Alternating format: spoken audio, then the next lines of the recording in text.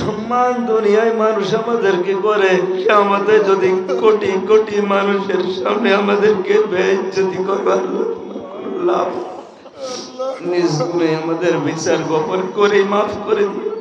আমাদের ওই কঠিন ময়দানে কোন মানুষ যদি তার নিজের মা বাবা আত্মীয় স্বজন যত সম্পদ আছে এমনকি নিজের কলিজার টুকরা সন্তানকে পর্যন্ত বলবে আমি বন্ধক দিলাম, আমি মুক্তিপণ হিসাবে দিয়ে দিলাম, তাও আমাকে ছাড়েন, আল্লাহ বলেন কোনো কিছু মুক্তিপণ হিসাবে নেওয়া হবে না তার কাছ থেকে। আজকে আমি সমুদ্র সৈকতে আমার ওই ছোট্ট মেয়েটাকে নিয়ে 12টার দিকে বেড়াচ্ছিলাম। ওর এই খেলাধুলা দেখে এত বেশি আবেগপূর্ণ হয়ে আমার মনে হচ্ছিল তামাম দুনিয়া যদি আমারে দিয়ে দেয় তাও এড়ে দেওয়া সম্ভব না।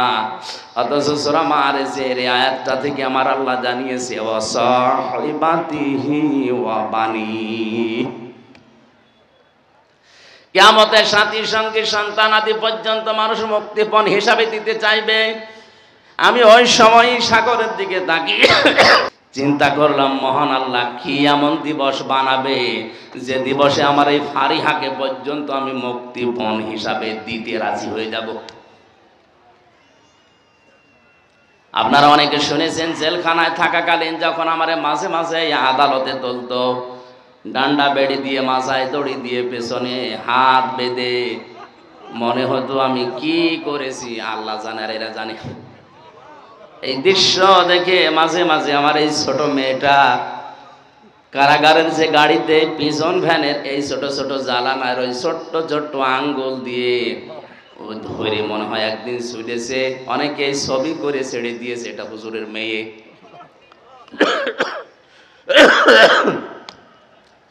আমার প্রতি ওর যে দুর্বলতা, ওর প্রতি আমার যে ভালোবাসা, এত বড় মহাব্বতের ছোট্ট 4 বছর 1 বছর ওরে রেখে এসেছিলাম, 3 বছর জেল থেকে বেরিয়ে ওর বয়স এখন 4 বছর।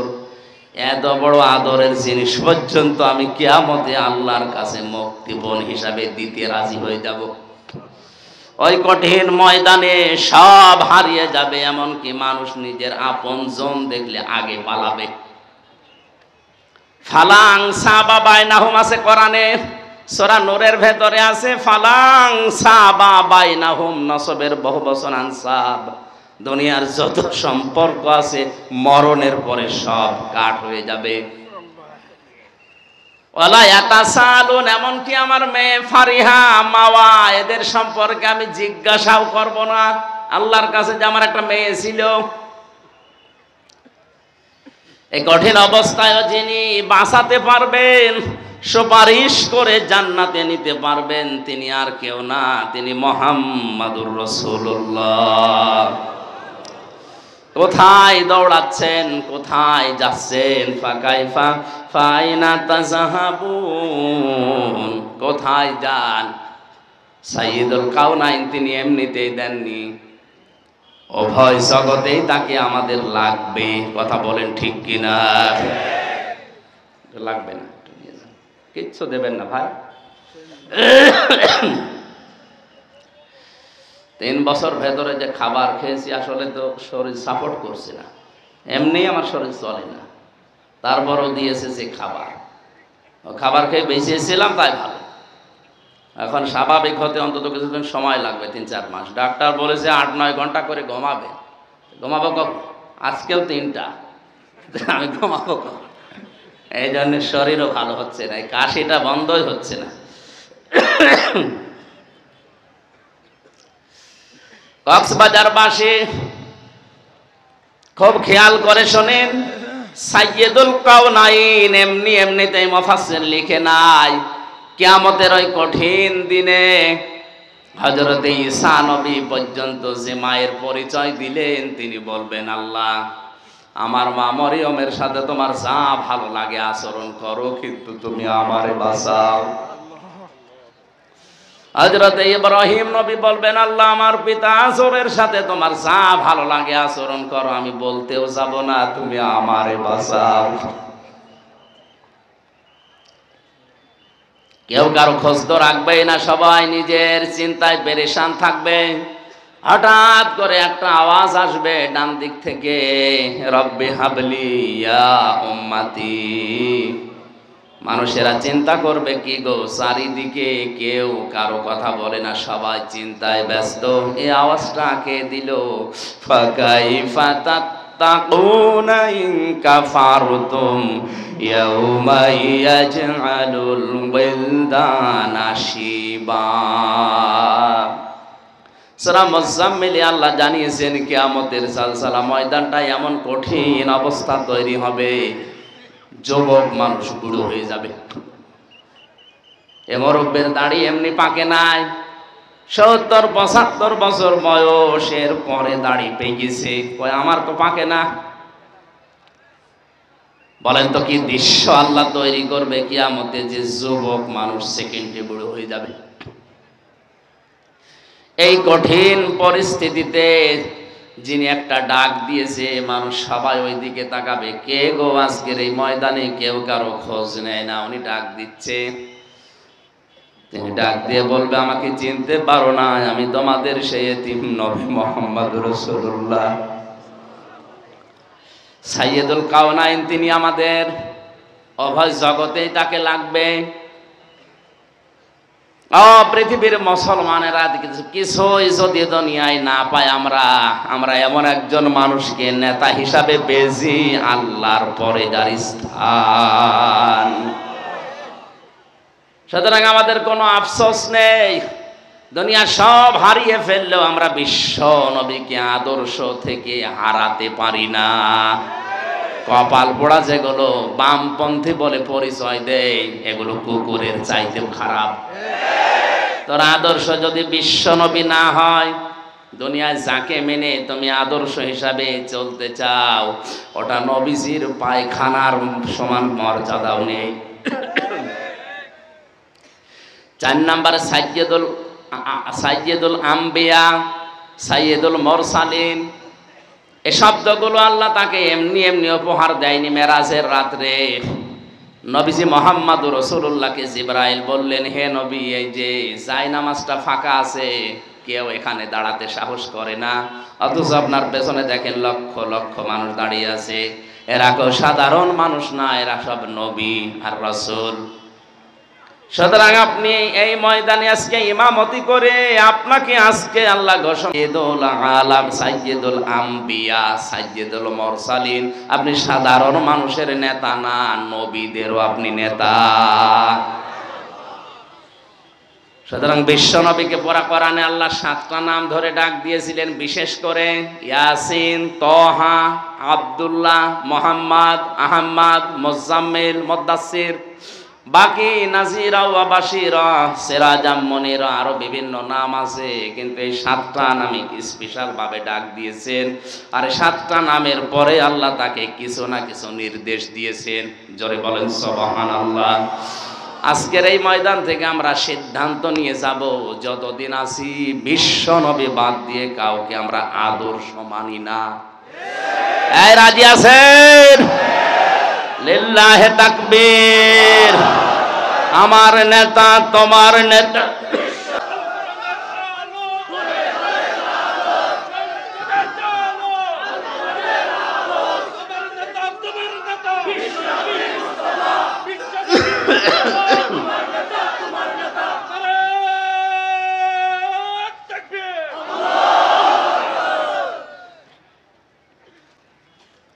সূরা বাকারা থেকে 30 নাম্বার আয়াত, একটা মাত্র আয়াত আমরা পড়েছি। তাফসীর আকারে কথা বলার চেষ্টা চালাবো, আল্লাহ যেন তৌফিক দেন। জোরে বলেন আমিন। জবান খুলে কোরআনের সোনালী আয়াত পড়বেন। আজকের আলোচনার বিষয় খলিফা কি, এটা নিয়ে ভেজাল আছে, এই ভেজালটা আজকে নিরসন করা হবে ইনশাআল্লাহ। জবান খুলে পড়েন, আউযু বিল্লাহি মিনাশ শাইতানির রাজিম, বিসমিল্লাহির রহমানির রহিম।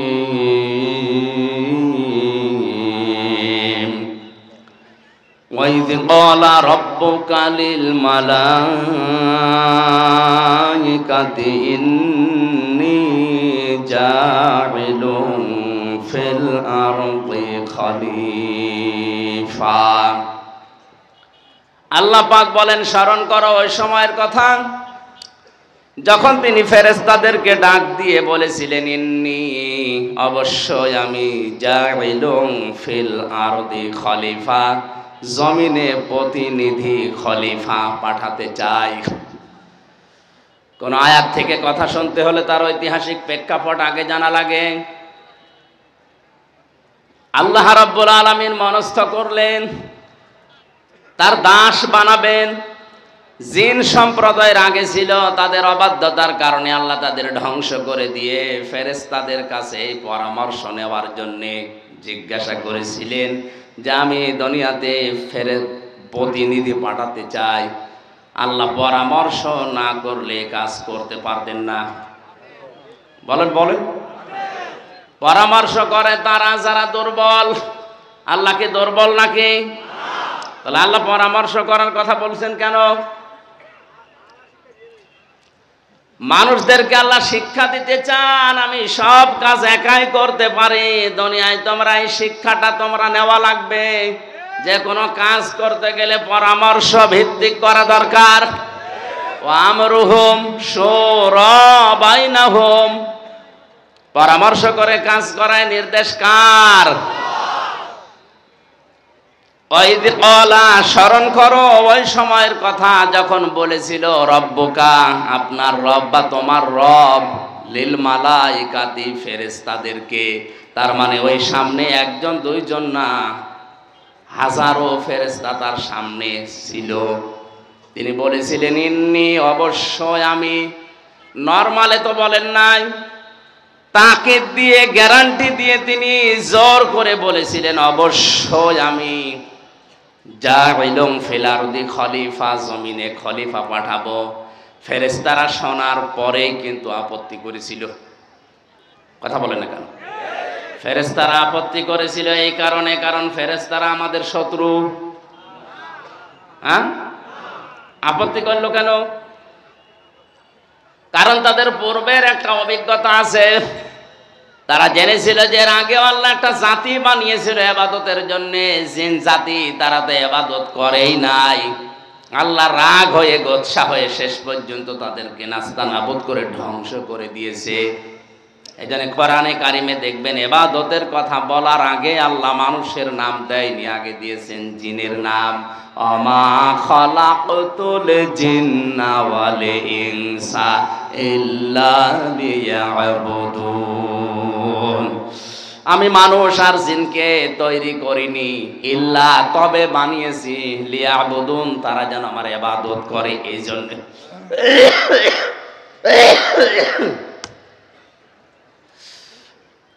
আমার মুসলমান ভাইরা, ফেরেশতারা তাহলে বাধা দিয়েছিল পূর্ববর্তী যে অভিজ্ঞতা ছিল ওইটার দিকে তাকিয়ে। তাছাড়া তারা আমাদের শত্রু না, ফেরেশতা আমাদের শত্রু। ওরা কয়েকটা কথা বলেছে, আপনি তাকান। ফেরেশতারা বলেছিল ক্বালু আতাজআলু ফিহা মা ইয়াফসিদু ফিহা ওয়া ইয়াসফিকুদ দিমা,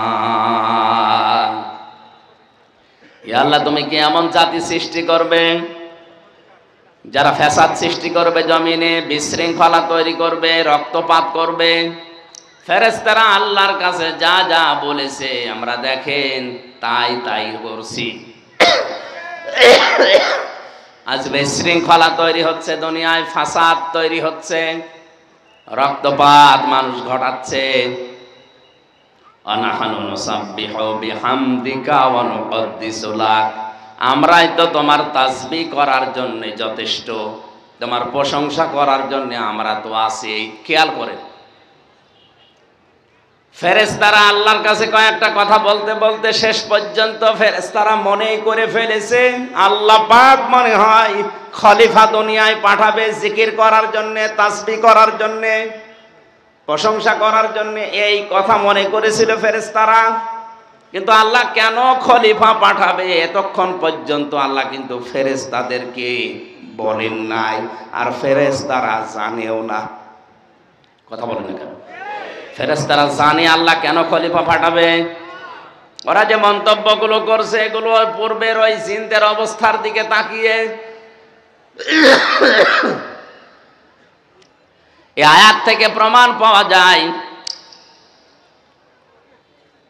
সৈয়দ আবুল আলা মওদুদী রহমতুল্লাহ আলাইহি তাফহিমুল কোরআনে তিনি আয়াতের তাফসীর করতে গিয়ে লিখেছেন, ফেরেশতাদের ধারণা ছিল দুনিয়ার এই ময়দানে আল্লাহ রাব্বুল আলামিন মানুষকে খলিফা করে পাঠাবে, মনে হয় তাসবিহ তাহলিল করার জন্য এটা ফেরেশতারা মনে করেছিল। কিন্তু কেন পাঠাবে এটা এখনো আল্লাহ বলেন নাই, এজন্য ফেরেশতারা জানেও না। আল্লাহ খলিফা কেন পাঠাবে এটা এখন পর্যন্ত তিনি প্রকাশ করেননি। বলেন প্রকাশ কেন পাঠাবে, আর আমরা সেই খলিফার অন্তর্ভুক্ত। কি আমাদের দায়িত্ব, কি কাজ?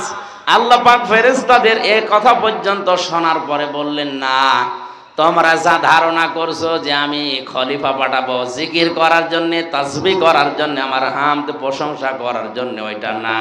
ক্বালা ইন্নী আ'লামু মা লা তা'লামুন, অবশ্যই আমি যা জানি তোমরা সেটা জানো না, তোমরা যা ধারণা করছো ওইটা ঠিক না। আমার মনে আর একটা চিন্তা আছে, আল্লাহর মনে কি চিন্তা আছে ওইটা আজকে আজ আমরা জেনে তারপরে বাড়ি যাব। এর পরের আয়াতটা একটু ভয়ঙ্কর আয়াত, যদিও আমরা সেই ছোটবেলা থেকে যেভাবে শুনেছি ওইভাবে না, একটু চিন্তা ভাবনা করার নিয়ত নিয়ে শোনেন, দেখবেন বাস্তবের সাথে মিলছে। আল্লাহ পাক বলেন, ওয়া আল্লামা আদামাল আসমা কুল্লাহা সুম্মা আরাদাহুম আলাল মালাইকাতি ফাকালা আম্বিউনি বিআসমাই হাউলাই ইন কুনতুম সাদিকিন। আমি আদমকে সমস্ত নাম শিক্ষা দিয়েছি।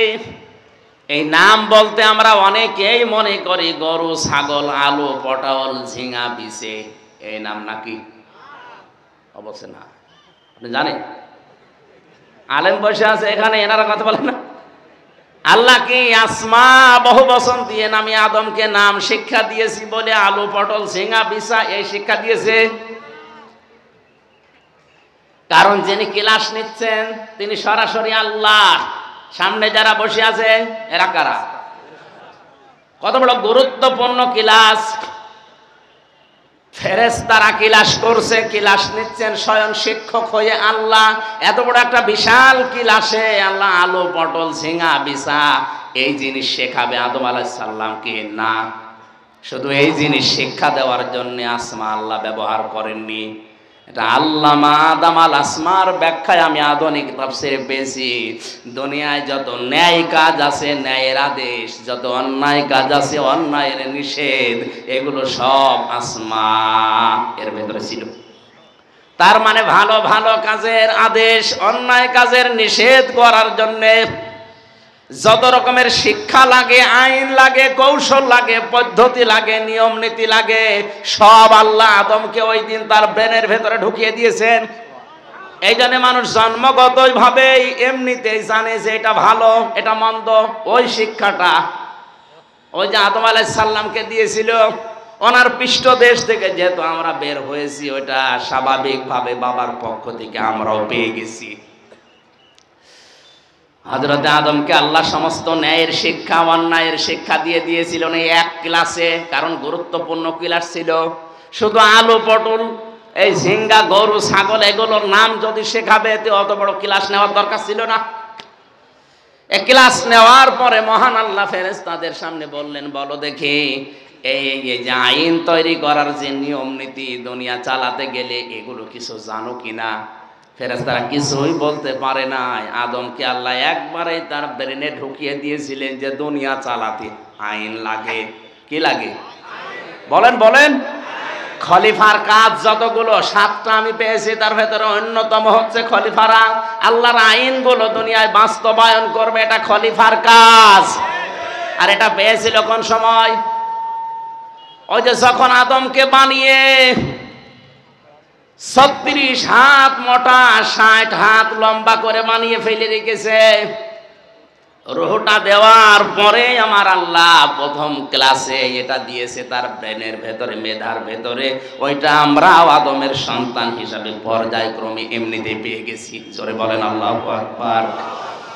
মহান আল্লাহ ক্লাসটা নেওয়ার পরে ফেরেশতারা যখন কিছুই বলতে পারলেন না, হযরত আদম আলাইহিস সালাম সবগুলো প্রশ্নের জবাব যখন ঠিক মতো দিয়ে দিচ্ছে, ফেরেশতারা তখন এক বাক্যে বলেছে, ক্বালু সুবহানাকা লা ইলমা লানা ইল্লা মা আল্লামতানা ইন্নাকা আনতাল আজিজুল হাকীম। জোরে বলেন আল্লাহু আকবার।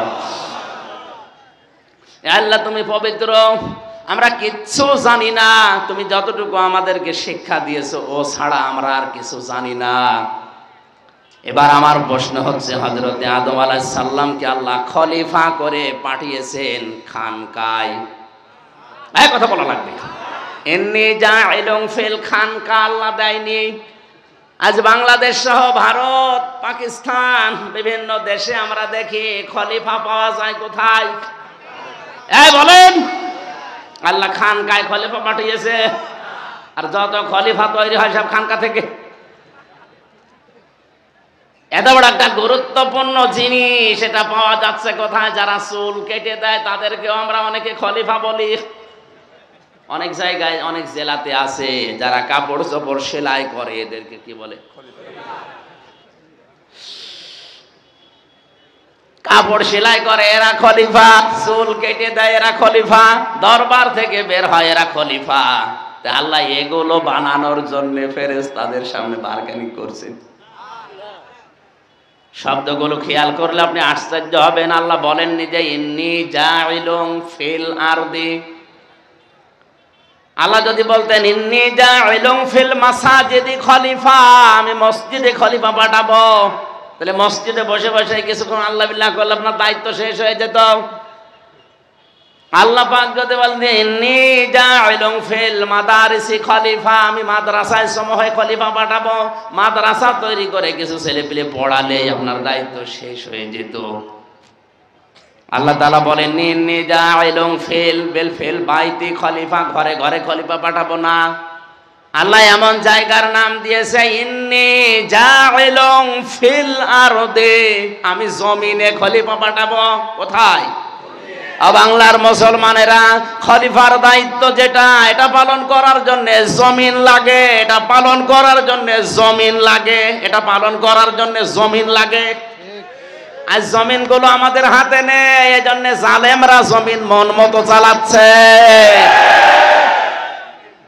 কথা কোথায় গিয়ে ঠিক আছে আপনি টের পাচ্ছেন? কিছুই টের পান না। মগজ যাদের আছে এরা টের পেয়েছে কোথায় গেছে। আর জমিনটা ফাঁকা পেয়ে জালেমরা মন মতো চালাচ্ছে।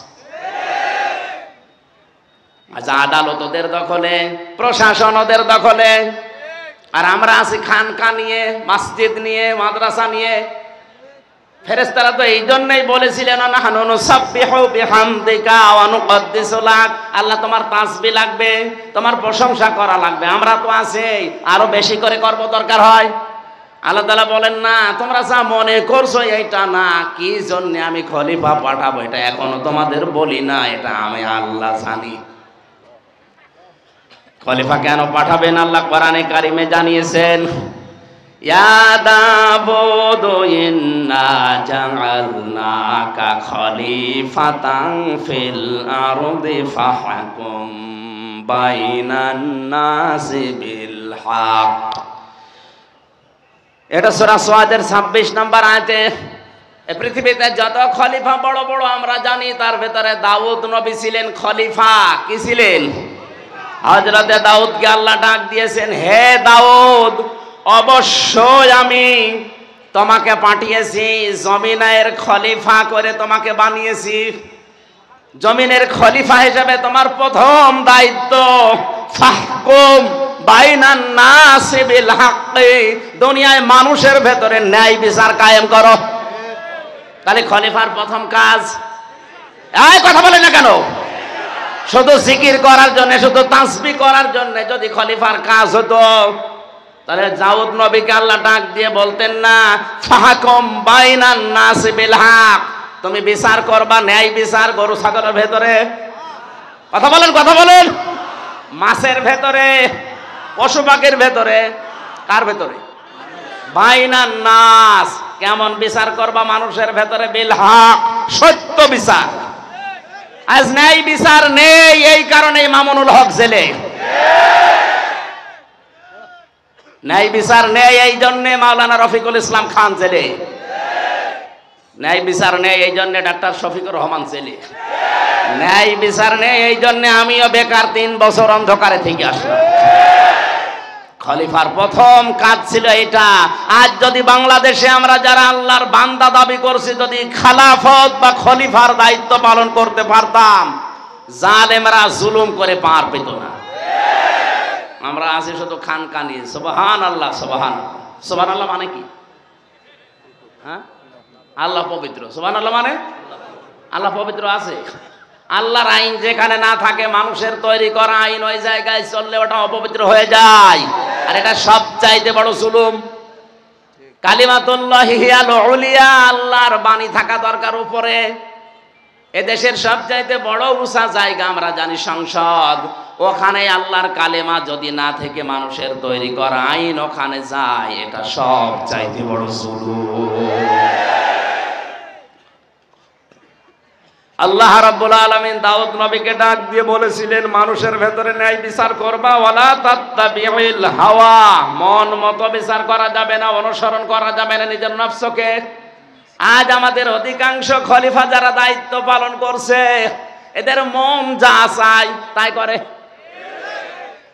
উচিত কথা বললে তো আবার আমার গায়েও আসবে।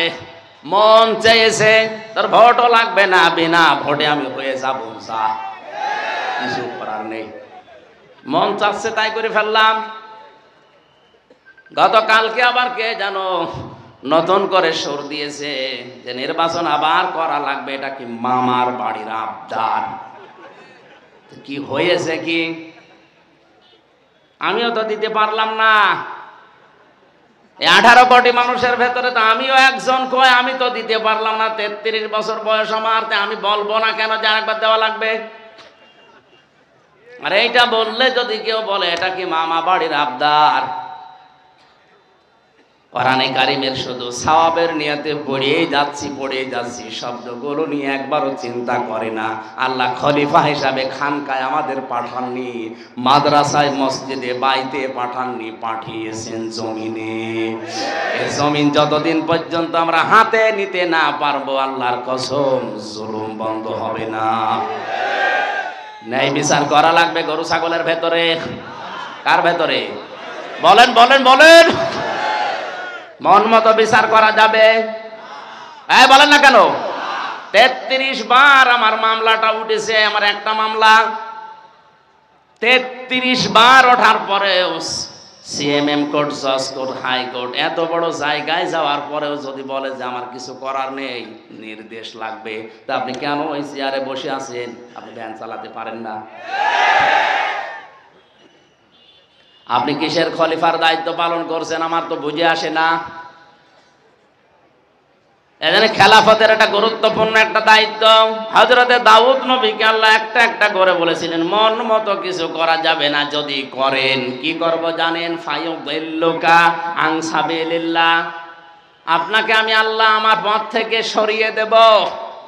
আজ বিচার ব্যবস্থা থেকে শুরু করে বিভিন্ন জায়গায় 1734 জন মানুষ দায়িত্বে আছে।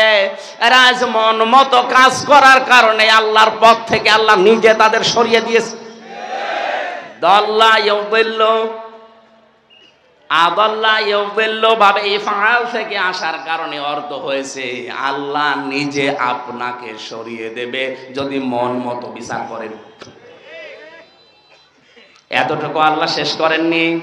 ইন্নাল্লাযীনা ইউদিল্লুনা আন সাবিলিল্লাহি লাহুম আযাবুন শাদীদ বিমা নাসু ইয়াউমাল হিসাব। নিশ্চয় যারা নিশ্চয় যাদেরকে আল্লাহ তার পথ থেকে সরিয়ে দিয়েছে তাদের জন্য যন্ত্রণাদায়ক আযাব আল্লাহ রেডি করে রেখেছেন। সুতরাং মন মতো যারা বিচার করে মানুষের উপরে জুলুম করছেন, অবশ্যই আল্লাহ আপনাকে তার পথ থেকে সরিয়ে সামনে কঠিন আযাব দেওয়ার জন্য তৈরি করছেন। আল্লাহর আযাব থেকে নিজেকে মুক্ত করার জন্য চেষ্টা করেন, সময় আছে এখনো। বিমান আসো ইয়াউমাল হিসাব, কারণ আপনারা আসল বিচারের দিন ভুলে গেছেন। আসল বিচারের দিন যেটা, এটা ভুলে যাওয়ার কারণে আজ আমরা ন্যায় বিচার থেকে হাজারো মানুষ বঞ্চিত। কথা বলে ঠিক কিনা? খলিফার দায়িত্ব কারে বলে? সুম্মা জাআলনাকুম খলাইফা ফিল আরদি। আল্লাহ রাব্বুল আলামিন বলেন কোরআনে কারিমে সূরা ইউনূসের ভেতরে আছে, সুম্মা জাআলনাকুম খলাইফা ফিল আরদি মিন বা'দিহিম লিনানজুরা কাইফা তা'মালুন। পৃথিবীতে তোমরা কি করো তা দেখার জন্য তাদের পরে আমরা তোমাদেরকে পৃথিবীতে খলিফার দায়িত্ব দিয়ে পাঠালাম। ও বাংলার মুসলমানেরা, অনেকে অনেক বছরে দেশটা চালিয়েছে, এরপরে এখন যারা আছে মনে করেন আল্লাহ তাদেরকে হাতে ধরেই দিয়েছে। এমনি এমনি খেলা করার জন্য দেয়নি, আল্লাহ দিয়েছেন সুম্মা জাআলনাকুম খলাইফা ফিল আরদি মিন বা'দিহিম। এদের পরে এই দায়িত্বটা আল্লাহ আপনাদের দিয়েছেন লিনানজুরা কাইফা তা'মালুন। আল্লাহ দেখতে চায় যে তোমরা কেমন কাজ করো। 50 বছরে কেউ তো আল্লাহর আইনগুলো একটাও প্রতিষ্ঠা করলো না। এখন যারা আছে 20 বছর মনে করেন একাধারে থাকবে, অন্তত লিনানজুরা কাইফা তা'মালুন। এরা কি কাজ করে আল্লাহর আয়াত নিয়ে, আল্লাহর কোরআন নিয়ে, আল্লাহর বিধান নিয়ে খেলাফতের দায়িত্বটা খলিফা হিসাবে কেমন করে পালন করে, এটা আল্লাহ দেখতে চান। আল্লাহ তো দেখতে চান, আর আমরা দেখাচ্ছিও। শিক্ষা ব্যবস্থা থেকে আল্লাহর নামগুলো তুলে দিয়ে আরো দেবতাকে সামনে বসিয়ে পূজা করা শিখাচ্ছি। আমি কি বেশি বলে ফেললাম? খলিফার দায়িত্ব কেমন করে পালন করা লাগে, এক একটা কথার ভেতরে আমার মনে হয় লক্ষ লক্ষ কথা লুকিয়ে আছে। যত গবেষণা করবেন, যত টান দেবেন, নতুন তথ্য পাবেন আপনি। হযরতে ওমর আমাদের পূর্বপুরুষ, তিনিও খলিফা ছিলেন নাকি ছিলেন? বলেন বলেন। খলিফার দায়িত্ব ন্যায় বিচার করা। কেমন ন্যায় বিচার করেছিলেন? তার সন্তান আবু শামার বিরুদ্ধে একটা মামলা হয়েছে তার দরবারে। হযরতে ওমর বাড়িতে আসার পরে দেখলেন আবু শামা খাবার খাচ্ছে। ডাক দিয়ে বলে, আবু শামা জলদি খেয়ে নাও, তোমার একটা বিচার আছে। যেই বলেছে ওর খাবার গেছে বন্ধ হয়ে। ডাক দিয়ে বলছে, আব্বা আপনি বিচার করেন, আমার আর খাওয়া লাগবে না। বাবাও যেমন সন্তানও বানিয়েছিল এরকম, আর আমরা বাবাও যেমন সন্তান এরকম 2 নাম্বার। কথা বলা লাগবে। এমন সন্তান দুনিয়ায় রেখে যাচ্ছে, নিজে লাল পানি খেত, আরে বাবা খায়। স্ত্রী জিজ্ঞাসা করছে, খলিফাতুল মুসলিমিন কি হয়েছে? বলে, একজন মেয়ে লোক এসে আমার দরবারে বিচার দিয়েছে, তার নাতিকে নাকি আমার এই ছেলে ধর্ষণ করেছে। হযরত ওমরের স্ত্রী কথাটা শোনার পরে বিচলিত হয়ে পড়লেন। চিন্তা করলেন, এত স্বাভাবিক মানুষ না, কোরআন দিয়ে আল্লাহর আইন ছাড়া তো বিচার করবে না। সঙ্গে সঙ্গে মিটমাট করার জন্য পেছনের দরজা দিয়ে চেষ্টা তিনিও চালিয়েছিলেন। বলছিলেন, টাকা পয়সা দিয়ে অন্তত মেয়েটাকে ম্যানেজ করা যায় কিনা দেখেন, আমার যা আছে আমি সব দিয়ে দেব। হযরত ওমরের চেহারা লাল হয়ে গেল। তিনি বললেন, স্ত্রী তুমি কি আল্লাহর বিধান থেকে আমাকে সরাতে চাও? ছেলেকে ডাক দিয়ে বললেন, তোমার বিরুদ্ধে যে অভিযোগটা, এটা কি সত্য? বলে, হ্যাঁ, বন্ধুদের পাল্লায় পড়ে নাবিজ খেয়েছিলাম, মাতাল হয়েছিলাম, দিক দাঁড়া ঠিক রাখতে পারি নাই, মস্তিষ্ক বিকৃত হয়ে গিয়েছিল, এই জন্য আমি আবেগে পড়ে কাজটা করে ফেলেছি, দয়া করে আপনি আমারে মাফ করে দেন।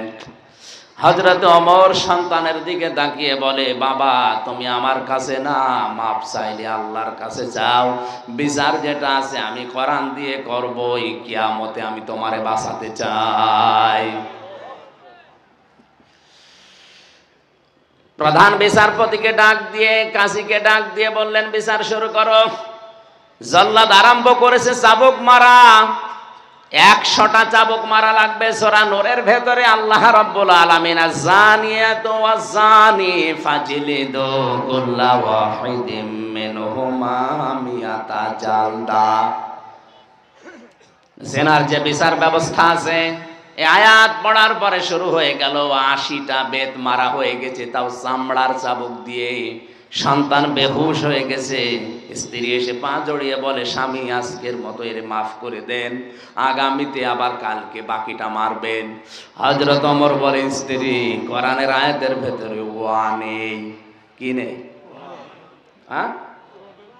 মিয়াতা ওয়াজালদা নেই। আল্লাহ যেহেতু বিরতি দেয়নি, আমি কি করে বিরতি দেই? আমার মায়া কি আল্লাহর চাইতে বেশি? বাধা দিও না, মারতে থাকো।